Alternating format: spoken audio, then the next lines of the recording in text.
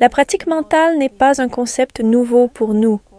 Et bien sûr, nous avons entendu nos professeurs nous suggérer d'imiter les beaux sons des violons ici pour créer un toucher plus fluide, ou les trompettes là-bas pour produire un ton plus vif. On nous a aussi parlé de l'aide que peut apporter la pratique mentale pour mémoriser une œuvre plus efficacement, ou même pour surmonter certains passages difficiles. Malheureusement, on ne nous a pas donné d'informations complètes sur la pratique mentale et surtout pas sur son importance dans notre routine quotidienne. Et pourtant, elle est absolument essentielle pour développer une technique saine et une expression authentique au piano. Permets-moi de te donner quelques exemples. Lorsqu'on nous dit de jouer avec une tension saine et d'activer le bout des doigts pour pouvoir rester en contact avec le clavier sans s'effondrer, cela ne peut pas être atteint sur commande. Nous ne connaissons pas vraiment la sensation des extrémités de nos doigts et la seule façon, selon moi, de générer les bons signaux et les bonnes sensations, celles qui créent un toucher différent et donc un son différent, c'est d'imaginer ce son d'abord dans notre esprit. C'est comme pour l'écriture. Quand nous avons une idée, les doigts suivent et les mots apparaissent sur le papier. Créer la bonne qualité de son avec les bonnes couleurs, par exemple des harmonies froides ou chaudes, brillantes ou douces, tendues et tranchantes ou ouvertes et consonantes.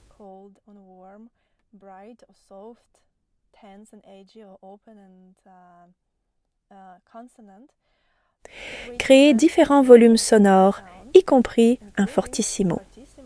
Parce que si tu joues mezzo forte, c'est probablement que tu entends quelque chose de mezzo forte dans ta tête.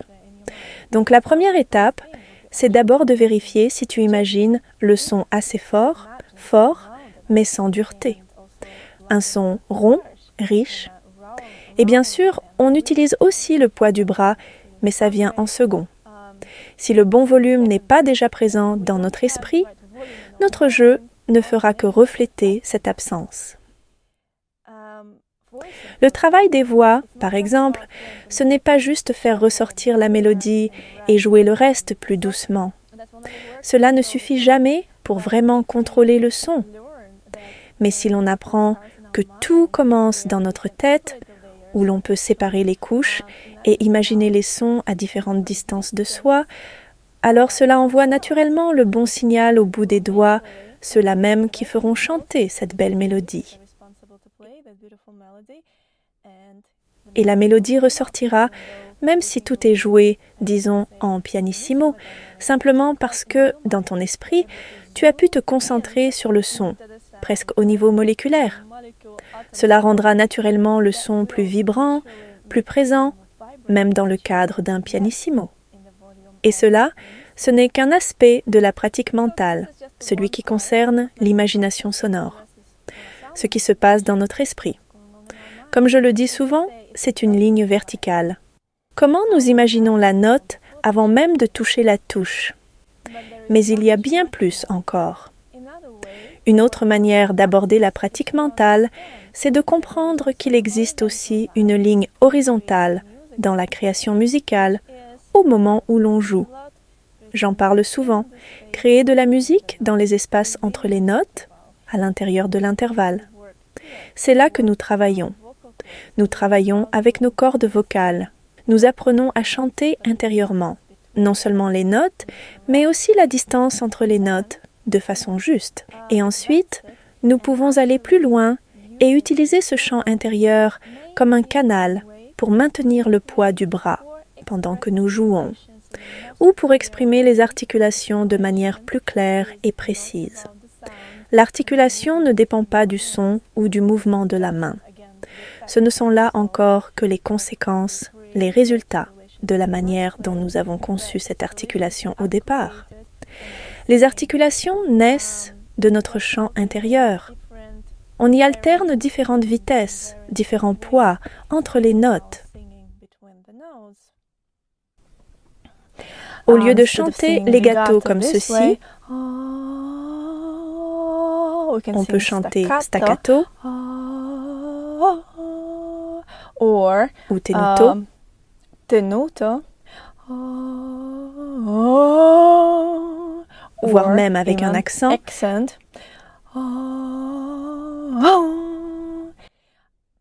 Cela va envoyer les bons signaux aux muscles des doigts dans la paume pour exécuter cet accent de manière puissante, riche, mais sans dureté.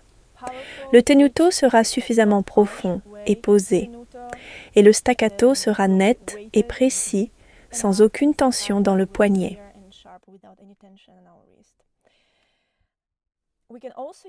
On peut aussi utiliser le chant intérieur pour exprimer la structure musicale. C'est un peu comme assembler des blocs de Lego. On construit le schéma de la pièce, on observe comment les petites unités se connectent à des blocs plus larges et où se trouvent les points de tension. On parle de phrasé, bien sûr, mais au fond, il s'agit de gérer l'énergie, en donner moins, en donner plus, et voir comment cela influence les nuances, les couleurs, la qualité du geste du bras, tel qu'il est inspiré par notre chant intérieur.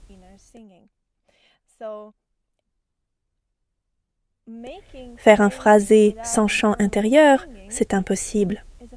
On peut essayer de le simuler, de l'imiter, mais on n'en tirera jamais vraiment de plaisir. Cela ne semblera jamais tout à fait naturel, ni vraiment juste. Et surtout, peut-être que ça marchera une fois, mais dans une autre pièce, tu ne sauras pas comment aborder cela à nouveau.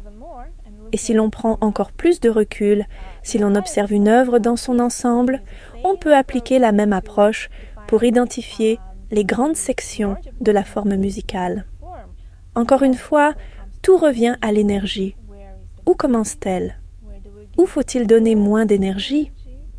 Ce qui, soit dit en passant, est très important car la plupart des pianistes, même professionnels, n'apprennent jamais à donner moins, puisque les professeurs demandent toujours plus.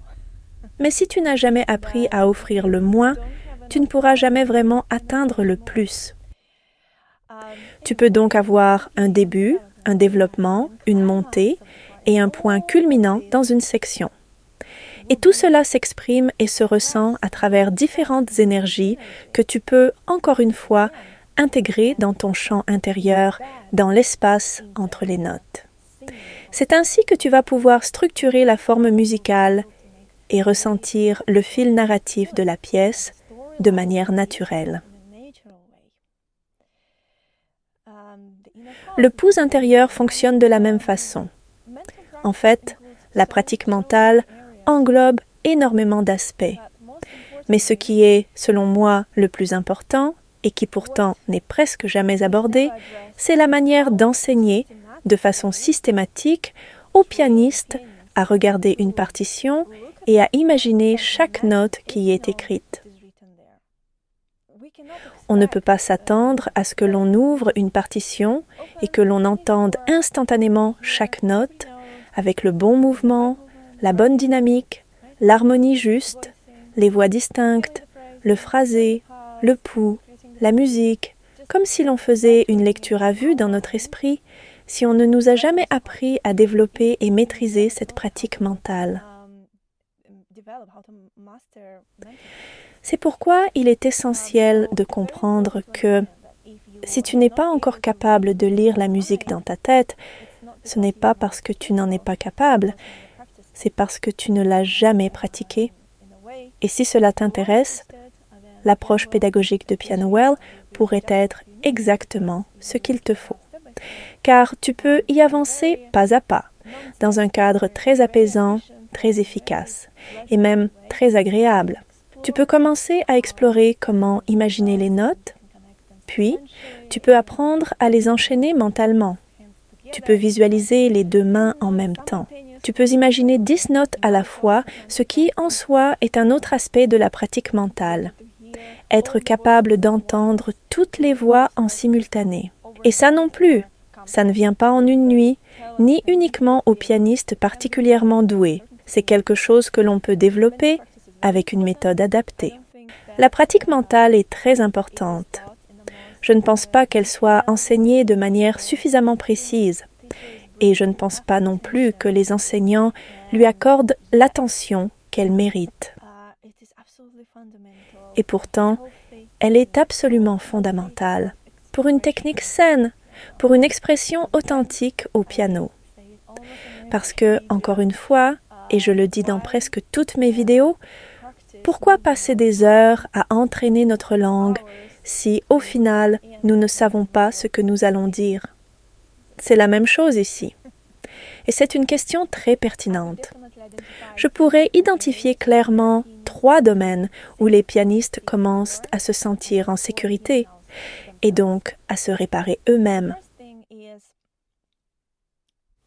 Le premier, selon moi, c'est que nous ressentons de l'anxiété face à notre pratique parce que, intuitivement, nous savons que le chemin que nous empruntons ne fonctionne pas, que les enseignants ne nous aident pas vraiment. Et ce sentiment d'être piégée, impuissante, c'est cela qui génère l'anxiété et qui, honnêtement, nous enlève toute envie de pratiquer.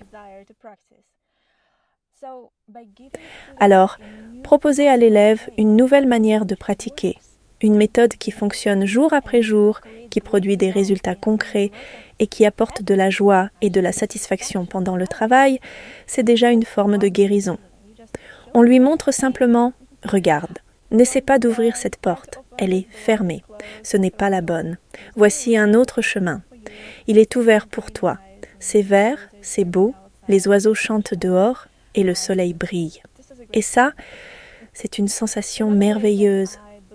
Une autre façon pour les pianistes de se sentir en sécurité, c'est de savoir qu'il existe un plan de travail fiable, qui fonctionne à chaque fois, qui donne un résultat chaque jour.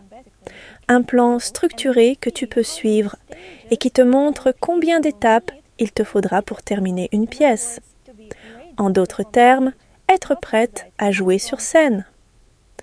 Beaucoup d'anxiété vient de cette petite voix au fond de la tête qui te dit que tu n'es pas certaine d'être prête à jouer le 20 mars, par exemple.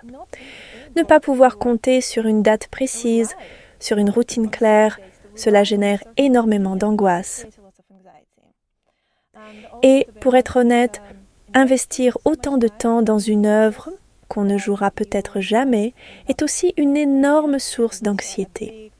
Parce que tu sais, au fond, que tu es en train d'échouer. C'est comme investir ton argent au mauvais endroit.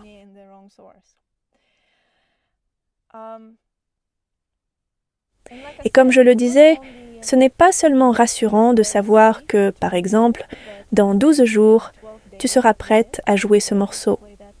C'est aussi savoir exactement quel volume de travail peut être accompli en 12 jours et combien de temps par jour tu devrais y consacrer. On parle ici de détails très concrets, mais ce sont eux qui donnent un vrai sentiment de sécurité aux pianistes. Tout cela renforce énormément les élèves. Et cela crée aussi un élan d'inspiration, parce que tu prends réellement plaisir à pratiquer. Tu sais que tu peux suivre ton journal de pratique et prévoir tes résultats jour après jour. Et tu sais exactement combien de temps tu vas consacrer à ton morceau. C'est pour cela que je crois profondément que tout cela est guérisseur pour toute personne qui joue du piano. Car ce sont précisément ces zones d'incertitude qui génèrent tant d'angoisse en nous. Le fait de ne pas pouvoir prévoir, de ne pas savoir si tu seras prête à temps.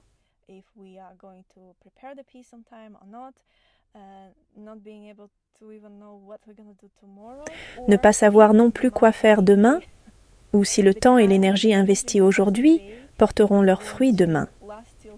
Tu te réveilles, tu t'assieds au piano, et tout semble à nouveau confus, et tu ne sais plus quoi faire, ni dans quel ordre. Et en plus, tu sens que la veille n'a fait qu'aggraver les choses. Il y a donc beaucoup de culpabilité, beaucoup d'anxiété. Avoir un plan clair, prévisible, avec des résultats quotidiens et une grande lisibilité. À mes yeux, c'est cela l'essence de la guérison.